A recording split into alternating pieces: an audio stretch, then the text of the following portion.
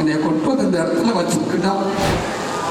இப்போ ரீசெண்டாக நடந்த மாமன் படத்தோட ஆடியோ லான்ச்சில் சூரி சார் கண் கலங்குறதை நீங்கள் பார்த்துருப்பீங்க. அவர் ஏன் கண் கலங்குறாருன்னா நான் இந்த ரீசன் சொல்கிறேன். 1996 அவர் சொந்த ஊரான மதுரையை விட்டுட்டு சென்னைக்கு வர்றாரு. இப்போ வந்து அவர் வேலைக்காக தேடும் போது ஒரு ஷூட்டிங் ஸ்பாட்டில் சேர் துடைக்கிற வேலைக்கு போகிறாரு. அங்கே போய் பார்த்தா தான் தெரியுது அங்கே நிறைய பேர் ஆக்டிங் பண்ணுறது பார்த்துட்டு இவருக்கும் ஆக்டிங் மேலே இன்ட்ரெஸ்ட் வந்து அங்கேயே இருக்கிறாரு. அவர் வாய்ப்புக்காக வெயிட் பண்ணுறாரு. காலங்கள் கிடக்குது, வருஷங்கள் போகுது. இப்படி போய்கிட்டே இருக்கும்போது 2009 வெண்ணிலா கபடி குழுங்கிற படத்தில் அவருக்கு ஆக்டிங் பண்றதுக்கு வாய்ப்பு கிடைக்குது. அந்த படத்துல உள்ள ஒரு போர்ஷன்ல பரோட்டா காமெடியில் நடிச்சிருப்பாரு. அந்த படம் வந்து கொஞ்ச நாள்லயே அந்த படம் பெரிய ஹிட் ஆகுது. அப்புறம் தான் இவருக்கு பரோட்டா சூரி அப்படிங்கிற ஒரு பேரும் வருது. அந்த படம் வந்ததுக்கு அப்புறம் இவருக்கு நிறையவே காமெடி ரிலேட்டடான படம் அப்படி காலங்கள் போகுது. அவருக்கு நிறையவே ஹீரோ ரோல் கிடைச்சி அந்த படத்துக்கு நல்லாவே நடிக்கிறாரு. இப்போ ரீசெண்டா வந்த மாமன் படமா இருக்கலாம், அதுல கூட ஒரு ஹீரோவா நடிச்சிருந்தாரு. நான் என்ன நினைக்கிறேன்னா அவரோட விடாமுயற்சி தான் அவருக்கு இவ்வளவு பெரிய வெற்றியை கொடுத்துருக்குன்னு நான் நம்புறேன்.